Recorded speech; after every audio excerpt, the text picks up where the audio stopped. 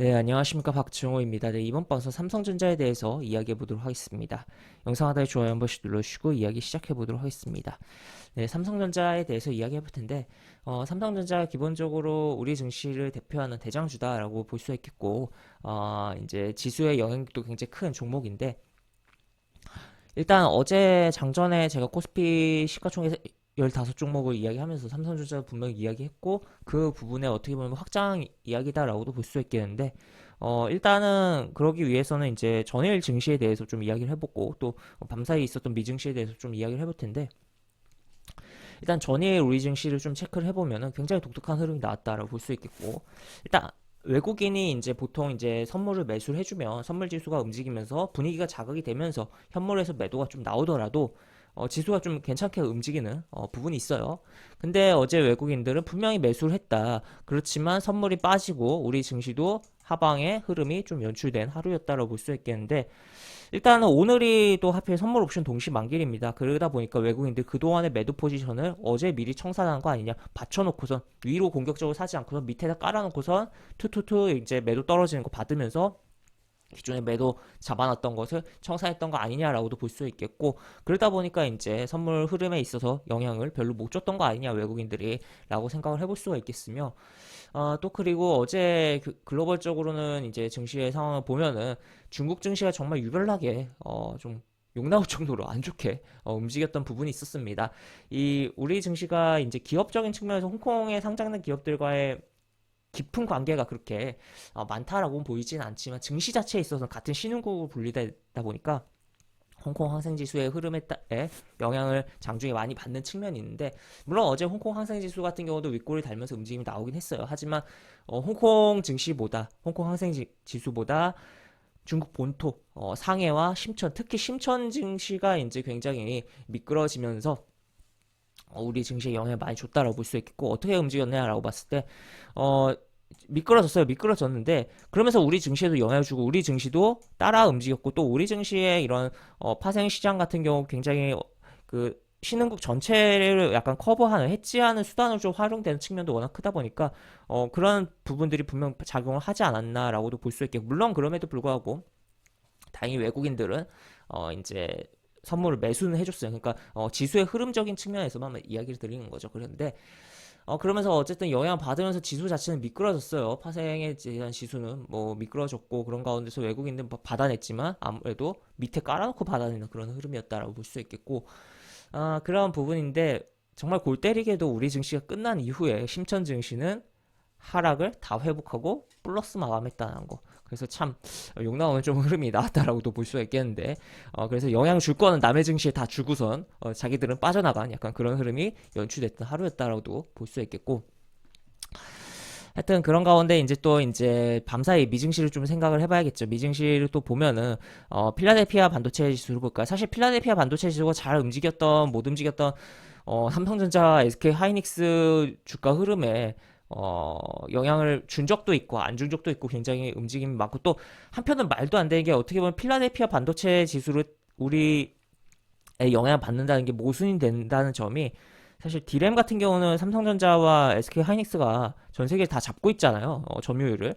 근데 이제 그 점유율의 3위 기업이 포함돼 필라델피아 반도체 지수의 움직임에 따라 영향을 받는다는 게 웃긴 거기도 한데 어쨌든 일단은 하락이 나왔다라는 거.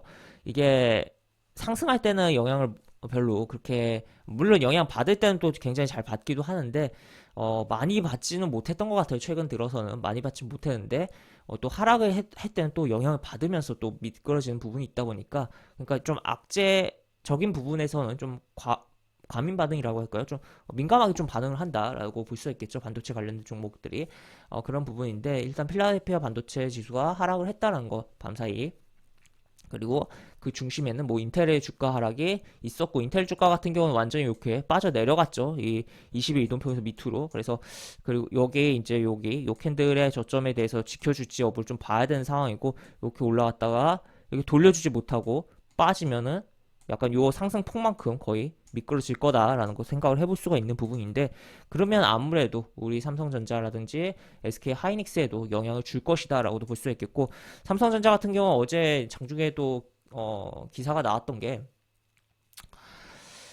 일단 디램에 대한 그런 기대감은 좀 생성이 되고 있어요. 디램 같은 경우는 이제 그동안 하락을 계속적으로 했죠, 디램이. 디램 가격이 계속적으로 하락을 했었는데, 하지만 그러한 하락이 폭이 줄어들고 있다라는 이야기 내지 또 어떤 특정 디램 종류에서는 반등이 좀 나왔던 측면도 있었거든요. 그래서 조금 디램 쪽에서는 이제 우려에 대한 부분은 개선이 되는데 이 모바일 시장, 스마트폰에 대한 부분이 우려가 커지고 있다라고 볼 수 있겠고 다만 그렇다고 해도 이제 접는 스마트폰 폴더블 폰에 대한 시장은 굉장히 커지고 있다라는 거는 생각을 해봐야겠지만 아직도 그럼에도 불구하고 폴더블 시장보다는 다른 기존의 스마트폰 시장이 더 크다라는 거죠.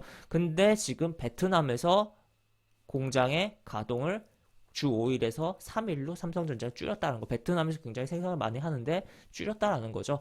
그래서 그러한 측면에 있어서 지금 모바일 시장에 대한 스마트폰에 대한 시장에 대한 위기감이 좀 생기고 있는 부분도 있는 게 삼성전자다라고도 볼 수 있겠습니다. 그래서 다시 한번 뭐 이야기를 하면은 뭐 그런 부분들을 좀 이야기를 할 수 있겠고 전일 뭐 아침에 이야기했던 부분 내지 뭐 추가적인 부분들을 차트를 좀 보면서 이야기를 해보면 우선 이제 일봉 차트에서 보면은 기본적으로 이제 음봉이 세 개가 떨어지는 흑산벽이라는 패턴이 좀 나왔어요. 물론 일봉에서 보는 건 사실 확률이 떨어지는 측면이 있어요. 하지만 어쨌든 그런 패턴이 나왔다라는 거 그리고 전반적으로 시장에 이제 거래가 축소되는 가운데 삼성전자도 거래가 축소됐는데 매도는 또 많이 나왔다라는 거 체크를 해볼 수가 있겠고 외국인과 연기금 매도가 대량으로 발생한 거 체크를 해볼 수가 있겠고 그래서 이러한 라인들에 대해서 요 앞에 저점에 대한 하방에 대한 압력이 발생할 것에 대한 우려가 있는 상황이고 큰 차트 월봉에서 좀 체크를 해보면 이번 이제 5월, 6월, 7월이 굉장히 좀 삼성전자의 중요한 시기다라고 좀 저는 좀 생각을 하는데 이 고점이 이렇게 낮아지고 있는 가운데서 여기서 요 패턴을 역헤드앤 숄더를 확실히 잡으면서 이 역헤드앤 숄더에 머리를 헤드를 잡아줄 것이냐 아니면은 밀고 내려갈 것이냐의 기로에 서 있는 게 현재 주가의 흐름이다라고 저는 평가를 하고 있고 그리고 이제 보시면 5월 캔들로 봤을 때는 아 헤드가 좀 생기는구나라는 기대감을 만들었는데 이 6월의 시가가 하락해서 출발했고 그리고 지금 좀 부진한 흐름이 나오고 있어서 좀 불안감이 퍼지고 있는 상황이다라고 볼 수가 있겠습니다. 그래도 뭐 다행인 건 연봉 차트에서 보면은 5년 이동평균선에 대한 약간 지지에 대해서 기대를 해볼 수가 있는 흐름이긴 한데 이 5년 이동평균선에 대한 각도가 지금 꺾였다는 거 이렇게 가야 될 게 약간 꺾였다라는 거죠. 그러니까 하방 압력이 크다라는 것도 고민을 해볼 수가 있겠고 그래서 월봉으로 다시 넘어와서 보면 이게 될 것이냐 아니면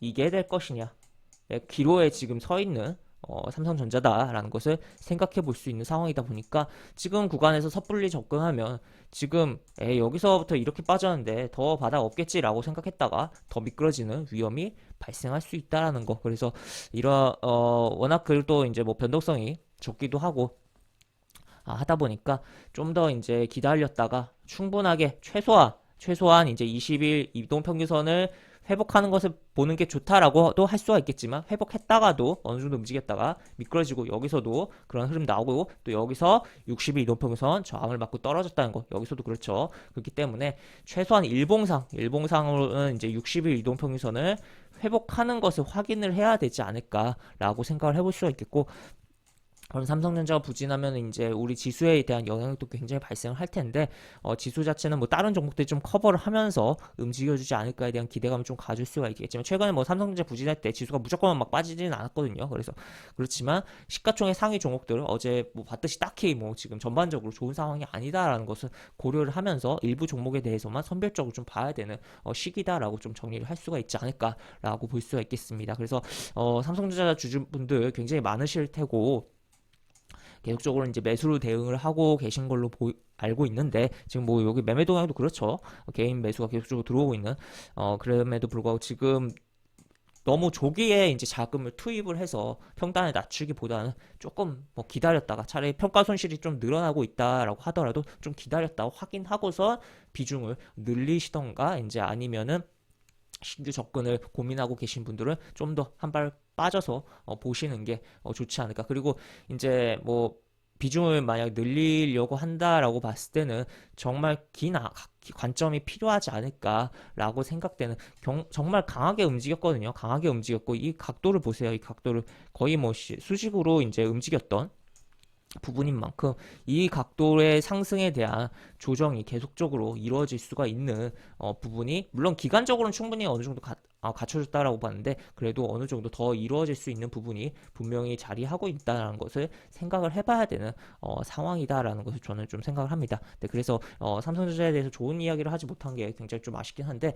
제가 주관적인 이렇게 분석을 좀 이야기해드렸는데 이러한 분석들을 바탕으로 해서 삼성전자를 바라보시면 좋을 것 같다라고 정리를 해볼 수가 있겠습니다. 네, 이렇게 볼 수가 있겠고 영상 하단에 보시면 설명과 댓글 부분에 동일한 링크가 들어갑니다. 이 링크 타고 들어오시면 제가 운영하는 무료 카톡방으로 입장을 할 수 있고 입장하시면 여러 가지 장중 시황 관련 코멘트, 속보 관련된 부분 여러 가지 부분들 올려드린 부분 있으니까 이 부분 참고해 보시면 주식하시는데 많은 도움이 되지 않을까 싶습니다. 이상 박정호였습니다. 네, 감사합니다.